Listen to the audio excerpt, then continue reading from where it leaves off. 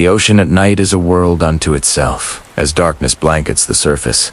The familiar blues and greens of the day dissolve into an endless, inky black. The only light comes from the moon, casting a silvery path on the gentle swell, or from the bioluminescent creatures that flicker like fallen stars in the deep. The air grows still, carrying only the soft, rhythmic hush of waves against a distant shore and the faint, salty scent of the sea. It's a time for quiet, for reflection. So, find a comfortable spot, allow your body to relax, and let your mind drift with us into the heart of the abyss. For as long as humans have sailed these waters, they have told stories, tales whispered in the low light of a ship's lantern, of wonders and terrors lurking beneath the keel. Long before we had submarines and sonar to map the seafloor, the ocean was a vast, uncharted mystery. Its depths, darker and more alien than the surface of the moon, held a powerful grip on the human imagination. And from that imagination, legends were born, legends of monsters. Perhaps the most famous of these is the Kraken. The name itself echoes with a sense of immense power and ancient dread, originating in Scandinavian folklore. Tales from the 12th century onwards described a creature of colossal size, said to dwell off the coasts of Norway and Greenland. Sailors spoke of a beast so vast, it could be mistaken for an island. A ship might anchor upon its back, only to be dragged to the bottom when the creature decided to dive. These accounts, passed down through generations of seafarers, painted a vivid picture. They described a monster with many arms, or tentacles, each one thick as a ship's mast, and strong enough to snap a vessel in two. It was said that when the Kraken rose from the depths, it would create a whirlpool so powerful that no ship could escape its pull. Fishermen would speak of unusually rich catches, a sign that the Kraken was nearby, stirring up the water and driving fish to the surface. But this bounty came with a terrible risk. To linger too long was to invite disaster. Were these just the fanciful tales of sailors, their minds playing tricks on them after long, isolating months at sea? Or was there something more to these stories? It's easy to dismiss them as simple folklore, the product of a time when the world was less understood. But the consistency of the descriptions across different accounts is striking. The creature was always immense, always many-armed, and always associated with the deepest parts of the ocean. This brings us to a fascinating question. Could the legend of the Kraken have been inspired by a real animal? Many scientists and historians now believe so. They point to the giant squid, Architeuthis, ducks. For centuries, this creature was as mythical as the Kraken itself. It lived at depths unreachable by humans, and our only evidence of its existence came from carcasses washed ashore or the strange, sucker-shaped scars found on the skin of sperm whales, their only known predator. Imagine being a sailor in the 18th century, witnessing a titanic struggle between a massive sperm whale and a creature with writhing tentacles, each as long as your ship. Or picture a storm-tossed crew hauling up their nets, only to find the mangled remains of a colossal squid, its eye the size of a dinner plate, staring blankly back at them. In a world without scientific classification, without a name for such a beast, what would you call it? How would you describe what you had seen? The stories would grow with each telling, the creature's size and ferocity expanding in the minds of those who heard them. The giant squid can reach lengths of over 40 feet, its tentacles armed with powerful suckers. While it's unlikely one could pull a whole ship underwater, an encounter with such an animal would be an unforgettable, terrifying experience. The legend of the Kraken, then, might not be a complete fabrication, but rather an embellishment of reality, a human attempt to make sense of a creature so strange and so large. It seemed to belong to the world of myth, and the Kraken is not alone. Oceans all over the world have their own local legends, their own monstrous denizens. In the Mediterranean, sailors spoke of Scylla and Charybdis, monstrous guardians of a narrow strait, one a rabbit-nosed, multi-headed beast, the other a living whirlpool. Off the coast of Britain, tales were told of the Morgor, a long-necked sea serpent said to inhabit the waters near Cornwall. Even the Bible speaks of the Leviathan, a fearsome sea creature of immense power. Each of these legends carries the unique flavor of the culture that created it, yet they all share a common thread: a profound respect and awe for the power of the sea and the unknown life it holds. These stories were more than just scary tales. They were cautionary warnings, Maps of a different kind, marking the places where the world as we know it ends, and something else, something ancient and wild, begins. They speak to a fundamental human truth. We are drawn to the mysteries we cannot solve. As we peer into the blackness of the deep ocean, it's not hard to understand how these legends took root. Down there, in the crushing pressure and absolute dark, life takes on forms that defy our land-based expectations. There are anglerfish with their own built-in lures, vampire squid that turn themselves inside out, and jellies that pulse with ethereal light. The seafloor is a landscape of towering underwater mountains and chasms deeper than any canyon on land. We have explored less than 10% of our oceans. What else might be down there, swimming silently in the abyss, waiting to be discovered? Could there be creatures even larger and stranger than the giant squid? Creatures that have so far eluded our nets and our cameras? The line between myth and reality becomes blurred in the deep. The stories of sea monsters are, in a way, a recognition of the ocean's vastness and our own smallness in the face of it. They remind us that for all our technology and knowledge, we are still just visitors at the edge of a world that is not our own, a world that keeps its secrets well. As the gentle motion of the waves continues its timeless rhythm, we are left to wonder, what other truths lie hidden beneath the surface, shrouded in the deep, silent dark? What other legends are simply truths we have not yet found?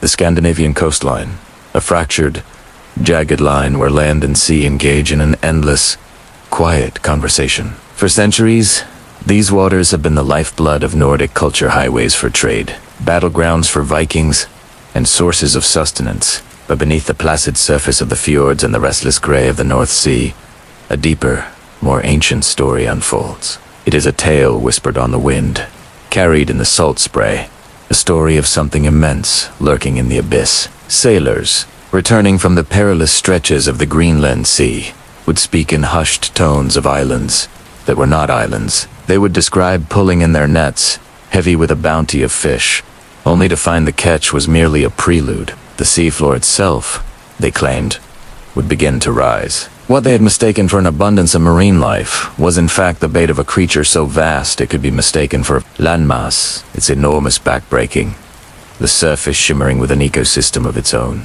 These weren't just campfire tales to frighten the young. They were warnings, etched into the collective memory of seafaring communities. The accounts passed from one generation to the next painted a consistent, terrifying picture. The creature, which came to be known as the Kraken, was said to possess arms long enough and strong enough to encircle the largest longship, dragging it and its crew into the silent, crushing depths. The danger wasn't just in its direct attack. Even a Kraken simply submerging could create a whirlpool so powerful it would doom any vessel caught in its vortex. Early maps from the 16th and 17th centuries sometimes featured these marine horrors, depicted with terrifying detail alongside known coastlines and navigational routes. Cartographers, blending science with folklore, would place the Kraken in the uncharted northern waters, a monstrous gatekeeper to the mysteries of the Arctic. Naturalists, too, grappled with these accounts. In his Natural History of Norway from 1752, Bishop Erik Pantapeden dedicated an entire chapter to the Kraken. He dismissed the more fanciful tales, but, based on the sheer volume of consistent testimony from sailors and fishermen, concluded that some form of colossal sea creature must exist. He described it not as a malevolent demon, but as a living animal, an integral, if terrifying, part of the ocean's great, hidden tapestry. Pantapeden's descriptions are surprisingly detailed. He wrote of a creature 1.5 miles in circumference, with horns or arms that rose like masts from the sea. He reasoned that the floating islands were the creature's back, and the rich fishing grounds found above it were due to the nutrients from its excretions, drawing smaller fish into a deadly trap. Was this an early, imperfect attempt to describe a real biological phenomenon through the lens of myth? To separate the monster from the animal, the folklore suggests a complex relationship with this leviathan. It was a symbol of the ocean's awesome, untamable power, a physical manifestation of the sailor's deepest fears. Yet, it was also seen, paradoxically, as a sign of a good catch. Fishermen knew that where the Kraken was, fish would be plentiful. They learned to read the signs, to recognize the subtle changes in the water that might betray the presence of the giant below. It was a perilous gamble, a dance with the deep, where a fortune in fish could be weighed against the ultimate price. What could have inspired such a persistent and widespread legend? The modern mind immediately leaps to the giant squid. For centuries, Architeuthis was itself a creature of myth. Sailors would find massive tentacles washed ashore, or sucker-mark scars etched onto the bodies of whales. But the animal itself remained elusive, a ghost in the machine of the ocean. The first photographs of a live giant squid weren't taken until 2004, and the first video not until a few years later. These creatures, living at depths of 1,000 feet or more, can grow to astonishing sizes, with eyes the size of dinner plates and tentacles that can reach over 30 feet long. Imagine a medieval fisherman in a small wooden boat, witnessing one of these titans surface, in the dim light of a northern dusk, encountering even a portion of such an animal. A single, massive, writhing arm, or a colossal eye staring up from the depths would be a reality-shattering experience. The encounter, retold and embellished over time, could easily grow into the legend of the Kraken. The scale, the tentacles, the sheer alien nature of the creature, all aligned perfectly with the core elements of the myth. Other natural phenomena might have contributed to the legend as well. Underwater volcanic activity, common in regions like Iceland, can release vast bubbles of gas that churn the sea, creating whirlpools and strange, temporary islands of floating volcanic rock. TC event, sudden and violent, could be misinterpreted as the actions of a monstrous beast rising from its slumber on the seabed. The ocean is a master of illusion. It plays tricks on the light, on the senses, on the mind. A pod of whales surfacing in unison, a bloom of bioluminescent algae lighting up the water in an eerie glow, a rogue wave appearing from a calm sea could be woven into the fabric of the Kraken-esque story. The myth, then, is not just a monster tale. It is a chronicle of humanity's attempt to understand a world that is fundamentally beyond its control. The Kraken represents the unknown, the dark spaces on the map labeled "Here be dragons." It embodies the profound respect and terror the ocean inspired in those who depended on it for their lives. It is a story born from the interplay of observation and imagination, where the shadow of a real animal is stretched by fear into the shape of a god.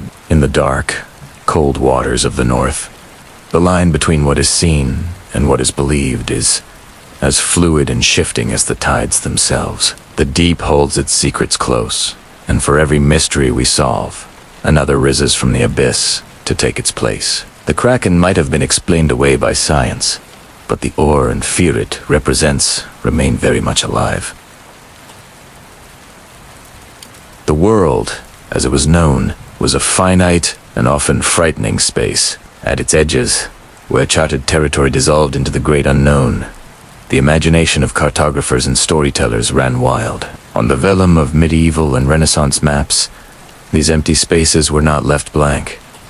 They were populated. Here, at the periphery, lived the monsters. Great, coiling sea serpents, their scales shimmering with malevolent light, were drawn looping through uncharted waters. Monstrous fish with the heads of lions or the tusks of boars were depicted swallowing ships whole. These were not mere flights of fancy. They were a visual language for fear, a code for the very real dangers that awaited any mariner brave or foolish enough to sail beyond the horizon. Look closely at the Cantino planisphere from the early 16th century. Off the coast of what we now know as Newfoundland, the sea is not empty.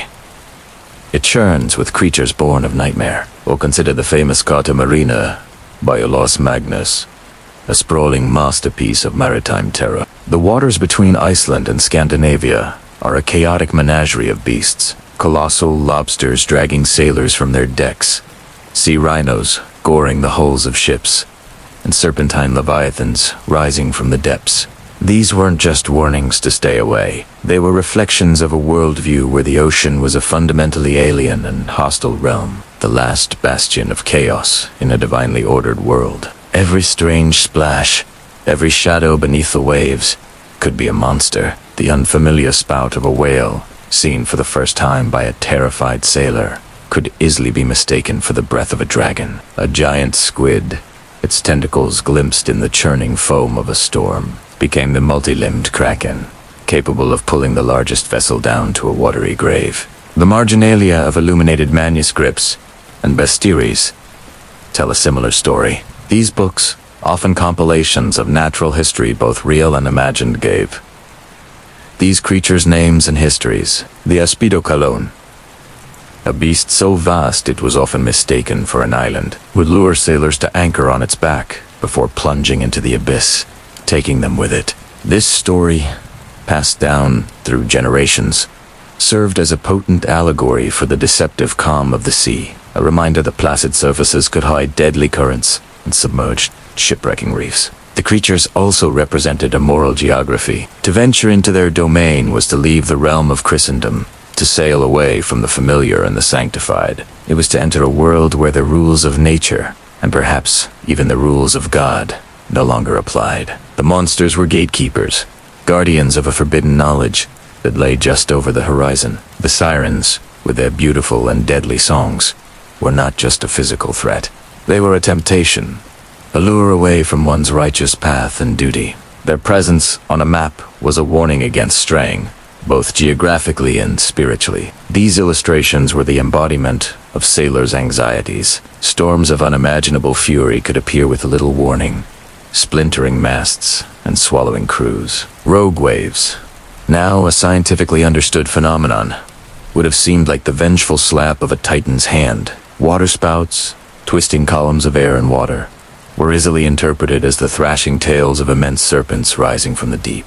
The maps gave these formless, terrifying forces a face. It was, perhaps, easier to confront a monster with teeth and claws than the sheer, indifferent power of the ocean itself. Even the more benign-looking creatures carried a sense of dread. The Theamonca creature, depicted in several 16th century works, resembled a fish with the tonsured head and robes of a cleric. It was a disturbing inversion of the natural order, a piece of the familiar world twisted into something strange and aquatic. It represented the profound otherness of the sea, a place where even the sacred could be warped and remade. This blurring of categories, human and animal, land and sea, sacred and profane, was deeply unsettling to the medieval mind. The cartographers who drew these beasts were not necessarily trying to deceive. They were compiling the best available information, which included sailors, tales, ancient legends, and theological speculation. A large, empty space on a map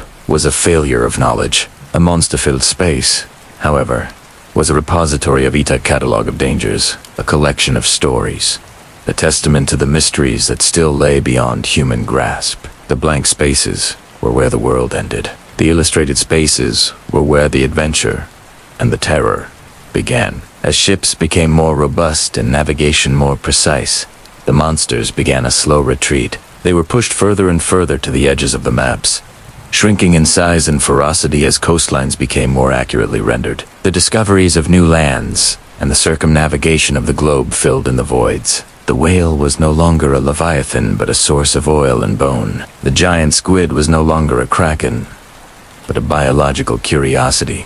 The world was becoming measured, catalogued, and demystified.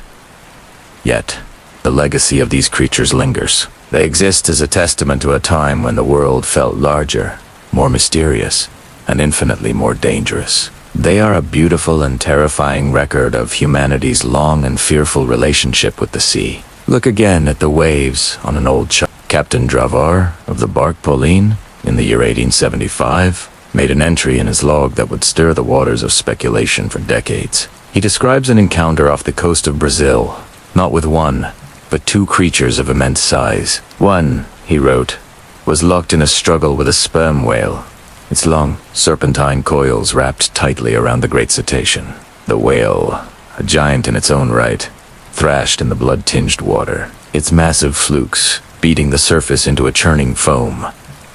Dravar watched, transfixed, as the battle raged. He described the serpent's head as small, almost disproportionately so, with a skin that was smooth and dark, glistening like wet rubber under the South Atlantic sun. The second creature, he noted, remained at a distance, a silent, colossal observer to the life and death drama unfolding. He estimated the length of the attacking serpent at over 160 feet, a figure that strains credulity, yet one he committed to his official record with the sober hand of a seasoned mariner. His crew, he noted, were paralyzed with fear and astonishment. Their faces pale, their knuckles white as they gripped the ship's railing. The encounter lasted nearly 15 minutes before the whale ceased its struggles, and the two creatures, victorious, sank beneath the waves, leaving behind a spreading crimson stain and a profound, unnerving silence. Dravar's account is detailed, specific, and devoid of the embellishment one might expect from a tall tale. It is the testimony of a man of the sea, a professional observer whose life depended on accurately interpreting the world around him. 2 years later, in the waters of the Malacca Strait, another vessel, the Royal Yacht Osborne, would have its own brush with the unknown. On a calm June afternoon, with several officers on the deck, a most unusual object was sighted. Their report, later submitted to the Admiralty, described a creature with a dark back and a lighter, yellowish underbelly, moving steadily through the water. It possessed what appeared to be a series of fins, or ridges running along its spine, each about 15 feet apart, cutting through the surface with a steady, rhythmic motion. The most striking feature, however, was its sheer scale. The officers estimated the visible portion of the creature to be at least 150 feet long. Unlike the violent spectacle witnessed from the Pauline, this was a placid sighting.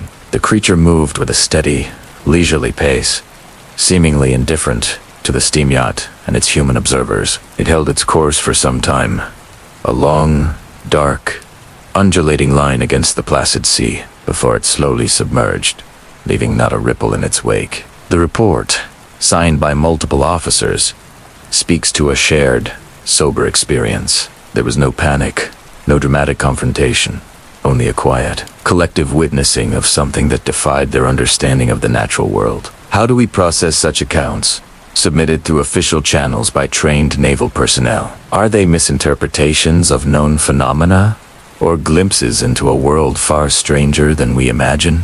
Consider the case of the Valhalla in 1905. Two distinguished naturalists from the Zoological Society of London, Michael Nicol and E.G.B. Midwaldo, were aboard the vessel during a scientific expedition off the coast of Brazil. They, too, saw something extraordinary. In his journal, Nicol described a great serpent with a 6-foot-long dorsal fin that stood clear of the water. The creature's head and neck, which he estimated to be 7 or 8 feet long, rose from the surface, turning from side to side as if surveying its cervical. The head, he wrote, was reptilian, like that of a turtle, and the water around it was disturbed as if by a great body moving beneath. Midwaldo's account corroborates Nicol's, adding that the creature held its head erect, its neck a light brown color above and whitish below. They watched it for several minutes before it submerged. Here, we have not just sailors, but trained men of science, their powers of observation honed by years of study. Their testimony carries a different weight, a specific authority. Yet, the creature they describe fits no known species, living or extinct. They were at a loss to classify it, to place it within the neat taxonomy of the animal kingdom. Their sighting remains an anomaly, a scientific footnote that is both frustrating and fascinating. It suggests that even the most educated eye can be presented with a puzzle it cannot solve, a reality it cannot readily explain. The pattern of these sightings often involves a calm sea, good visibility, and multiple witnesses. Far from being fleeting glimpses in a storm, they are often sustained observations. Yet, physical evidence remains stubbornly elusive. The carcass that washed ashore in Stronsay, Orkney, in 1808, dubbed the Stronsay Beast, is a prime example. The remains were vast, measuring over 55 feet in length, though the tail was partially missing. Each had a long, slender neck, a small head, and what appeared to be 3 pairs of limbs or paws. The skin was described as gray and smooth, and a bristly mane ran down its neck. Samples were sent to esteemed anatomists in Edinburgh.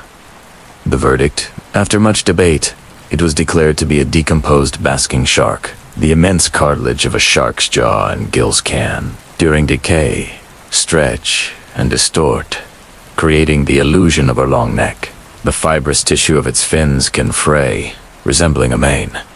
It is a plausible explanation, a neat and tidy solution, but for the fishermen who found it, who stood beside the immense, strange smelling remains on the remote beach. Did it feel like a basking shark? Or did it feel like something else entirely? Something pulled from a deeper, older story. The memory of the thing itself, its sheer, impossible size, its alien form lying on the sand can become more powerful than any subsequent scientific explanation. The Stranze beast exists in two forms. As a specimen of Citarinus maximus in the annals of science, and as a monster in the cultural memory of a small island. We are left with a tapestry of testimony, woven from logbook entries, naval reports, and personal journals. Each thread is a human experience, an attempt to articulate the unbelievable. These accounts are not just about what was seen, but about the act of seeing itself. They reveal the limits of our language and the fallibility of our perception when confronted with the truly novel. Fear, awe, and the simple, profound shock of the unexpected can color any recollection. The distance of time and the filter of memory can soften sharp edges, or conversely, magnify the monstrous. A school of dolphins, seen at a distance in unusual light, could perhaps be mistaken for a single, undulating body. A large tree trunk, matted with seaweed and buoyed by currents, might momentarily take on the form of a serpentine neck and head. These are rational, logical possibilities. Yet, to dismiss every account as a mistake or a fabrication is to ignore the consistency in the details.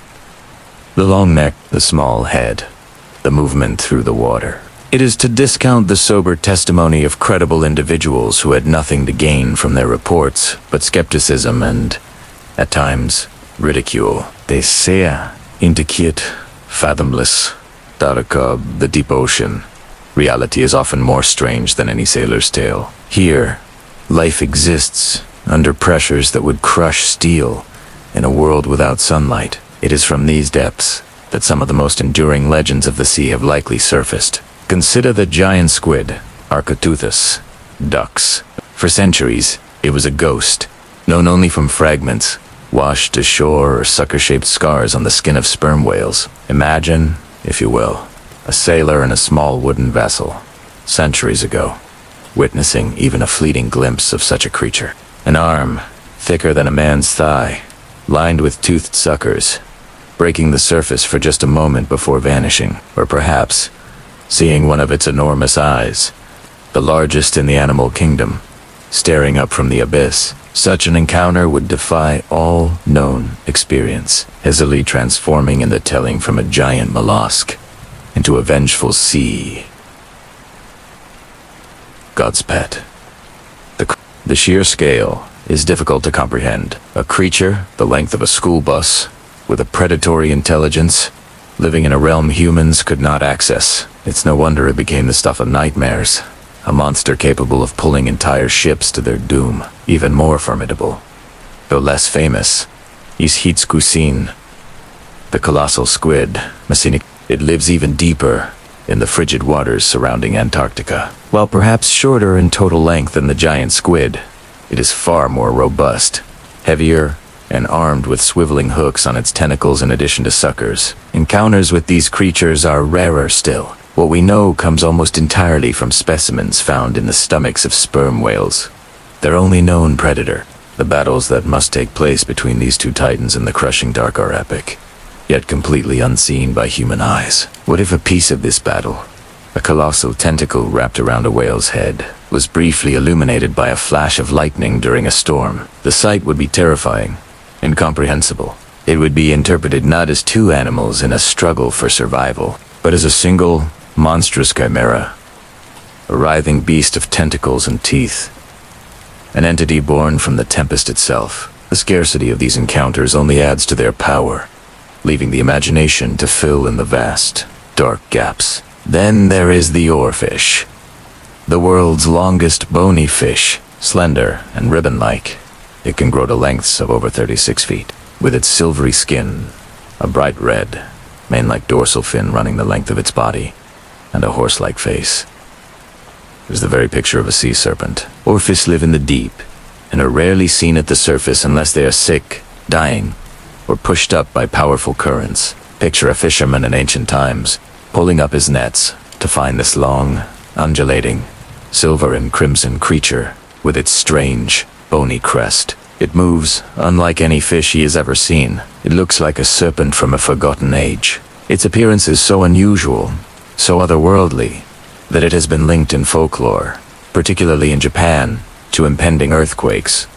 A messenger from the sea god's palace, the sight of one washed ashore, its immense length stretched out on the sand, would be an omen, a sign from the deep, confirming the existence of serpentine monsters that guard the ocean's hidden treasures. The bioluminescence of the deep sea adds another layer of mystery. Countless organisms, from tiny bacteria to large squid, can produce their own light. In the total blackness, these displays can be hauntingly beautiful and deeply unsettling. A shoal of luminous squid, moving in unison, could appear as a single, massive, glowing entity. A ghostly apparition moving silently beneath a ship.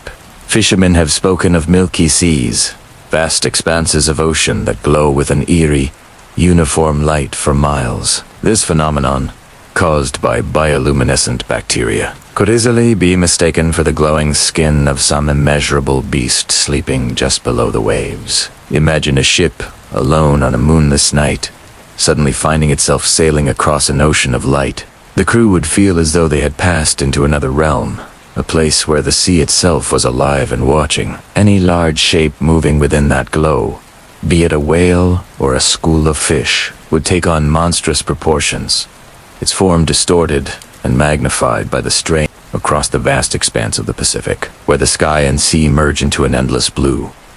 The tailies take on a different tone. Here, the ocean is not just a void, but the cradle of life, a sacred space watched over by powerful guardians. In Hawaiian traditions, beings like Kaneloa, one of the 4 major gods, hold dominion over the ocean's depths. A is a healer, a navigator, a force of creation, and sometimes of destruction. These are not monsters in the way we often think of them, but rather immense, divine presences, the living embodiment of the ocean's might and mystery. They are the keepers of balance, their forms often fluid and magnificent, from giant octopus or squid. The 2 majestic sharks, the Mano, revered as ancestral spirits, or to encounter them is not a sign of doom, but a profound spiritual event, a reminder of the sacred connection between humanity and the sea. The stories here are less about terror and more about respect, a deep, abiding reverence for the power that gives and takes life. Venturing into the colder, storm-tossed waters of the North Atlantic, the folklore shifts once more. The Nordic sagas speak of the Hafgufa, the sea steamer, an immense creature so vast it was often mistaken for an island or a series of islands. This isn't just a monster, it's a living piece of geography. The sagas describe it as a creature that feeds by regurgitating bait to attract schools of fish, then swallowing them and the surrounding water in one massive gulp, creating deadly whirlpools. The scale is almost incomprehensible, blurring the line between biology and geology. Is the Hafgufa a whale of impossible size, a Kraken-like entity, or something else entirely? The descriptions echo the Leviathan's world-encompassing size, but grounded in a more primal, almost ecological function. It represents the ocean's sheer, raw power, not as a malevolent force, but as an indifferent, fundamental process of nature, a force so large that human lives are but a fleeting afterthought in its presence. The fear it inspires is not of malice, but of insignificance. The Caribbean Sea, wheat hits, warm turquoise, waters and labyrinthine blue holes, has its own unique guardian of the depths. The Lasca, said to inhabit the dark, submerged cave systems of the Bahamas. The Lasca is a creature of terrifying contradictions. Descriptions vary, but they often blend the features of a colossal octopus with those of a shark, a half-shark, half-cephalopod. Monstrosity. Some tailies claim it can change its color and shape, camouflaging itself against the reef before dragging unsuspecting divers, boats, and even swimmers down into the abyssal darkness of the blue holes. The Lasca embodies the hidden dangers of paradise. It represents the unknown that lurks just beneath the beautiful, sunlit surface. The blue holes themselves are portals to another world, a subterranean realm of darkness and pressure, and the Lasca is its gatekeeper. Unlike the open ocean titans, the Lasca is a creature of thresholds, a predator of the boundary between light and eternal dark. From the shores of Japan, a different kind of apparition rises from the waves. The Yuma, translating to sea monk, this spirit is a uniquely unsettling figure. It appears to sailors on calm nights, a massive, dark, humanoid shadow with a smooth, round head and large, gleaming eyes. It rises from the water, its sheer size capable of dwarfed a ship. The Yumabuzu doesn't always attack directly. Instead, it might ask the crew for a barrel. If they complete, it will use the barrel to scoop up seawater and flood their vessel, sinking it instantly. The only way to survive is to give it a bottomless barrel, a clever trick to outwit the spirit. The Yumabuzu is not just a monster. It is a personification of the ocean's sudden, inexplicable wrath. It represents the eerie calm before a storm, the unpredictable nature of the sea that can turn from placid to deadly in an instant. Its humanoid form makes the encounter deeply personal, a direct confrontation with a seemingly sentient aspect of the ocean itself, a silent judge rising from the abyss. Dese Bangs, from the guardian gods of Polynesia to the island-sized half-gufa, are more than just sea monsters. They are cultural barometers, reflecting our relationship with the world's oceans. They are expressions of our awe, our fear, and our profound respect for a realm that remains, even today, largely unexplored. In their shared motifs, the immense size, the connection to whirlpools and shipwrecks, the form of the octopus or squidwee.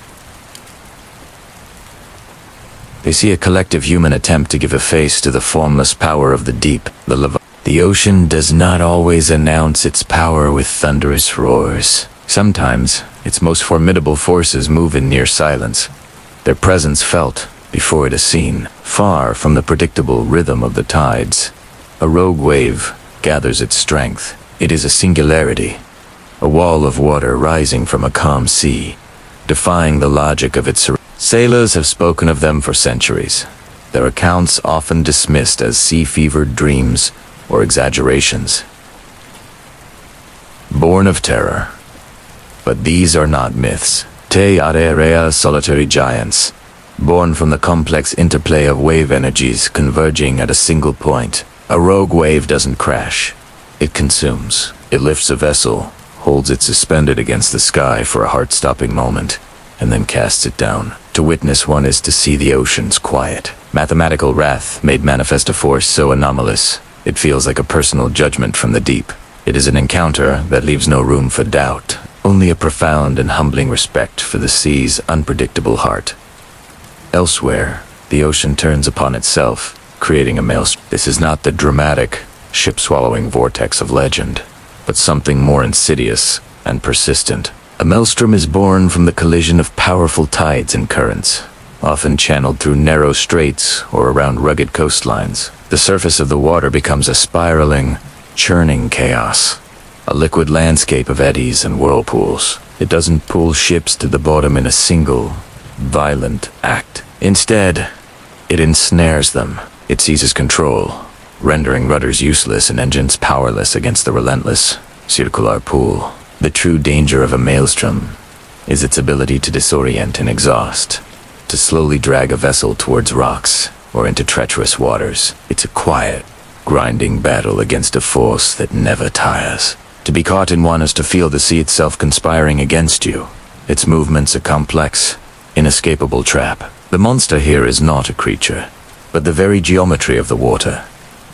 A dizzying dance of hydrodynamic power. Beneath the surface, hidden from all but the most sensitive instruments, another colossal force is at play, the internal wave. These are not waves of water, but waves within the water, moving along the boundaries between layers of different densities, cold, salty water below, and warmer, fresher water above. An internal wave can be hundreds of feet high, a slow-motion tsunami traveling unseen through the ocean's depths. Though invisible at the surface, their influence is immense. They can subtly alter surface currents, creating bands of calm or choppy water that appear for no reason. For ancient mariners, these slicks and rips were bewildering, signs of unseen shoals or mysterious leviathans moving just below. Submarines have been caught by them, suddenly and inexplicably, plunged hundreds of feet deeper or thrown violently upward. These waves are the ocean's hidden architecture, shifting and moving with a power that dwarfs anything on the surface.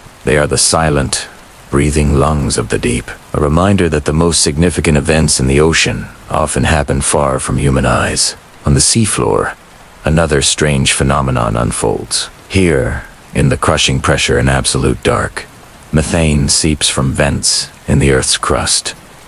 It doesn't always dissipate. Under the right conditions of temperature and pressure, it combines with water to form a strange, ice-like substance known as methane hydrate. These deposits are unstable. A slight shift in temperature or pressure can cause them to rapidly destabilize, releasing vast plumes of gas bubbles. These plumes can be enormous, rising through the water column with startling speed. A ship passing over such an event would suddenly lose buoyancy, the water beneath its hull turning to a frothy, unsupportive foam.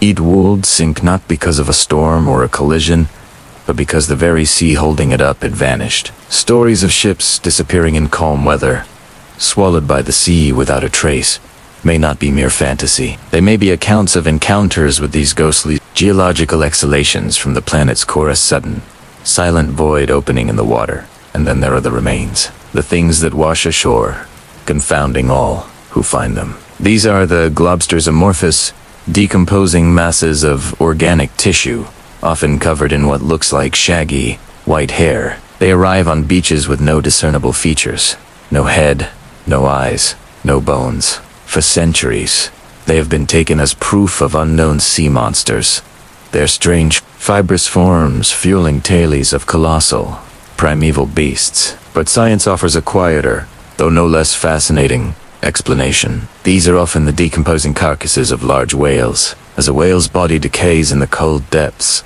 the blubber and connective tissue break down in a unique way, turning into a durable, saponified mass. The skin and skeleton slough away, leaving only this resilient, formless blob. When it finally washes ashore, it bears no resemblance to the majestic creature it once was. It is an hecho, a shapeless remnant, transformed by the slow, relentless chemistry of the deep.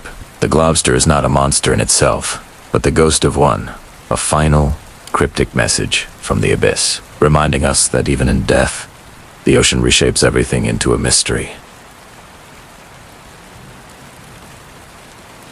In the quiet hum of advanced naval vessels, a different kind of story circulates. Far from official logs and public announcements, it's a narrative whispered in the mess holes and engineering bays, one of sonar screens that flicker with anomalies for which there are no easy explanations. These aren't just technical glitches or the familiar signatures of marine life. They are patterns, sometimes fleeting, sometimes persistent, that defy veteran sonar operators speak of deep shadows, echoes that return from the abyssal plains with a density and scale that dwarf even the largest known submarines. These are not a single, solid mass, but something more complex, something that seems to shift and reorganize in the crushing pressure of the deep. The official explanation often defaults to unusual geological formations or dense shoals of unknown deep-sea creatures, but to those who watch the screens for a living, these answers feel incomplete. There's a quiet understanding that some data is simply not meant for broader analysis. A sonar ping that returns with an impossibly fast Doppler shift, suggesting speeds thought to be unattainable underwater, is often logged as an instrument malfunction. A thermal reading from the depths that momentarily spikes, then the surrounding water is classified as an anomaly. Its data archived and set aside. These incidents are the modern folklore of the high seas. Sailors swap stories of patrol routes, abruptori changitoise, auto-explanation, of entire squadrons ordered to new coordinates in the middle of the night, only to find nothing but empty ocean. The rumor mill churns with tales of black tapes, recordings of acoustic events so strange that they are hand-carried to intelligence analysts, never to be spoken of again. The speculation is a quiet current running beneath the surface of naval operations. Could these be a rival nation's secret submersible technology, decades ahead of our own, or are they natural phenomena, so alien to our understanding of a biology and physics that we mistake them for something artificial? The questions hang in the air, unanswered. The most persistent whispers concern footage, not just audio, but visual data from remotely operated vehicles, or ROVs, sent to investigate these deep-sea contacts. Stories circulate of video feeds that cut out at the most crucial moments, of cameras that capture fleeting, distorted shapes in the RV's lights before the signal is lost. There are tailies of retrieved vehicles with unexplained scoring on their hulls, or with camera lenses mysteriously obscured. Of course, the deep ocean is a hostile environment. Equipment failure is common, and the immense pressure can play tricks on sensitive instruments. But for some, the consistency of these failures during a certain type of encounter feels too convenient. The idea of suppressed footage is a compelling one, suggesting that something has been seen, something that challenges our understanding of the world beneath the waves. It's a realm of maybes and what-ifs. There is no hard evidence, only a collection of anecdotes and a trail of classified files. The sailors who share these stories do so with a sense of caution, a mix of awe and professional skepticism. They are trained to trust their instruments, but they are also taught to follow orders. When the two come into conflict, a space is created for doubt and wonder to grow. The official narrative remains one of routine patrols and scientific discovery. The oceans are vast, and much remains unknown, but in the quiet moments, on a long watch, staring at the green glow of a sonar display, the mind can wander to the what-ifs. What if the deep shadows are not just shadows? What if the silent anomalies are not silent at all, but are communicating in a language we have yet to comprehend? These are not questions that can be answered in a briefing room. They are the province of the deep, dark water, of the long hours spent listening to the sounds of a world hidden from the sun. The operators continue their watch, logging the known and flagging the unknown. They report what they see and what they are told to see. The mystery is not in some grand conspiracy, but in the small, personal moments of disbelief. A seasoned officer looking at a data plot that makes no logical sense. A young technician replaying an audio clip that sounds unlike any whale song or seismic event they have ever been trained to identify. It's the human element, grappling with a phenomenon that lies just beyond the edge of their comprehension. The stories persist because the anomalies persist. As technology allows us to peer deeper into the abyss, we find that the ocean's mysteries only deepen. Each new sensor, each more powerful sonar array, seems to bring back more questions than answers. The data streams in, a torrent of information from the planet's least explored frontier. And within that data, the whispers continue. They are passed down from one generation of sailors to the next, evolving with the technology, but retaining their core mystery. The language changes from sea monsters on ancient maps to unidentified submersible phenomena in classified reports, but the sentiment remains the same. There are things in the deep that we do not understand, and perhaps the stories suggest we are not meant to. The ocean keeps its secrets well. The pressure, the darkness, and the sheer scale of it all provide the perfect cover. For now, the tailies of sonar ghosts and deep-sea phantoms remain just that tailie. But for those who have spent their lives on the water, listening to the heartbeat of the ocean, the line between folklore and a potential, unacknowledged reality is often blurred. Modern exploration relies on a new generation of eyes and ears, sent down into the crushing blackness where we cannot go. Remotely operated vehicles, or ROVs, glide through these alien landscapes, their powerful lights cutting through the eternal night. They are our proxies, our mechanical avatars in the abyss. These machines, tethered by fiber optic cables, transmit high-definition images in real time, allowing scientists thousands of feet above to pilot them through canyons and across plains that have never been seen by human eyes. Each dive is a journey into the unknown, a mission to map and to understand. The data they collect is immense. Not just visual, but chemical and geological. They measure temperature, salinity, and pressure with astonishing precision, painting a picture of an environment far more dynamic than once imagined. They have revealed hydrothermal vents, spewing superheated mineral-rich water, creating oases of life in the freezing darkness. Around these vents, ecosystems thrive, based not on sunlight, but on geosynthesis. Completely different blueprint for life. Creatures here are bizarre, from giant tube worms with blood-red plumes to ghostly white crabs that scuttle across the seafloor. Each discovery raises new questions about the limits of life itself. To attract the ocean's more mobile inhabitants, researchers deploy baited landers. These are simple yet effective platforms, equipped with cameras and bait, usually fish, which are then lowered to the seafloor. They are left for hours, sometimes days, silently waiting. The scent of the bait travels on the slow, deep currents, an invitation into the light. What emerges from the surrounding darkness is often a parade of the deep's most iconic residents. Ethereal grenadiers, also known as rat-tails, with their large eyes and tapering bodies, are often the first to arrive. They are followed by swarms of amphipods, the small crustaceans that act as the cleanup crew of the abyss. But sometimes, the cameras capture something more, a fleeting shape, a larger shadow passing at the edge of the light. The footage is reviewed frame by frame. Is it a known species, like a sleeper shark, moving with its characteristic slow, deliberate grace? Or is it something else? The deep sea is the realm of giants. Colossal squid, rarely seen but known to exist from carcasses and the sucker marks left on sperm whales, are thought to prowl these depths. The baited cameras offer a tantalizing possibility of capturing the first ever footage of a mature, living giant squid in its natural habitat. A holy grail for marine biology. The sounds of the deep are just as mysterious as the sights. Hydrophones, underwater microphones, are moored throughout the world's oceans, listening. They pick up the songs of whales, the clicks of dolphins, and the constant crackle of snapping shrimp. But they also record sounds that defy easy explanation. Unidentified acoustic events, some low frequency and powerful, have been recorded for decades. Sounds given names like the bloop or Julia are sometimes more powerful than any known marine animal's call. While many have since been explained by natural, non-biological phenomena like icebergs calving, others remain a puzzle. They are whispers from the abyss, sonic ghosts in the machine, reminding us that we are merely eavesdropping on a conversation we do not yet understand. Even with our advanced technology, direct observation is still the gold standard. Submersibles, carrying human observers, descend into the Heidel zone, the deepest trenches on Earth.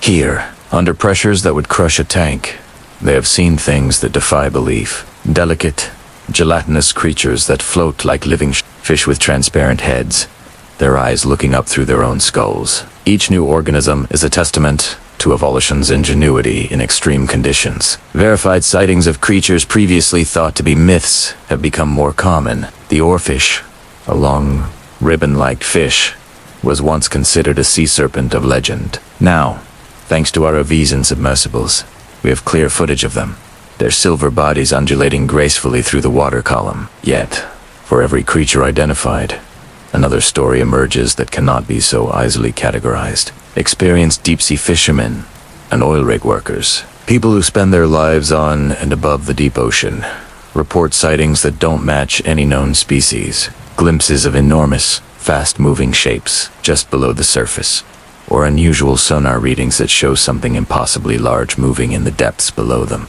These accounts are often dismissed as anecdotal, but they persist. In the quiet of the night, when the world recedes into shadow, the sea begins to speak. It speaks not in words, but in the slow, rhythmic pulse of the tide, a heartbeat that has measured time since long before our own. And in this quiet, another world awakens, a world of myth, of memory, of monsters. Why does the deep call to the darkest corners of our imagination? It is a realm without light, a pressure that would crush bone, a cold that seeps into the soul. It is the last true wilderness on our planet, a place where our maps are still blank, our knowledge a mere flicker against an overwhelming darkness, and where knowledge ends, fear begins. We populate the void, not with what we know, but with what we dread. The things that lurk there are not born of water, but of the human mind. They are our anxieties given form, the fear of the unknown, of being lost, of being consumed by something vast and indifferent. The sailors of old, crossing ink-black oceans under a canopy of silent stars, were suspended between two voids, the cosmos above and the abyss below.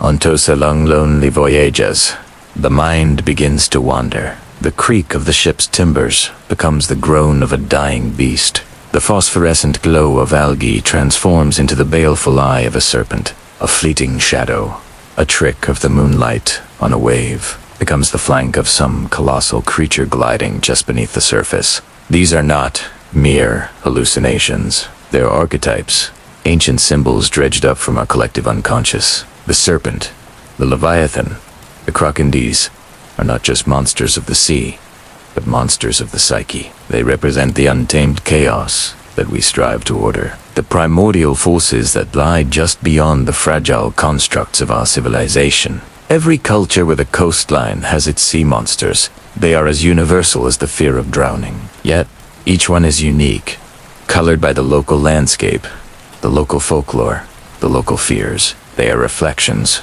not just of the sea, but of the people who live by it. These stories, passed down from one generation to the next, are not just tales to frighten children. They are a form of memory, a way of encoding wisdom about the dangers of the ocean, the fragility of human endeavor, and the respect that the great water demands. They are maps of the soul, charting the treacherous waters within ourselves. Over time, the lines blur. A sailor's half-remembered sighting, embellished in the telling, becomes a local legend.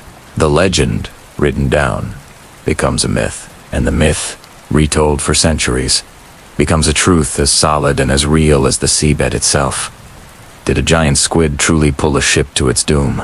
Or was it a rogue wave, a storm, a simple navigational error? In the realm of myth, it hardly matters. The story serves a deeper purpose. It gives a face to the formless, a name to the nameless terror of being lost at sea. The monster becomes a scapegoat for the capriciousness of nature, an explanation for a tragedy that is otherwise too vast and too random to comprehend. Consider the act of dreaming. In dreams, our rational minds are asleep, and the deeper, more symbolic parts of our consciousness take over. The ocean of the dream world is a powerful symbol of the unconscious mind itself, vast, deep, and filled with hidden things. To dream of the sea is to confront the parts of ourselves that we keep submerged during our waking hours, and to dream of a monster rising from that sea. That is the dream of confronting our own shadow, our own hidden fears and desires, our own untamed nature. The sea monster is the part of us that we cannot control,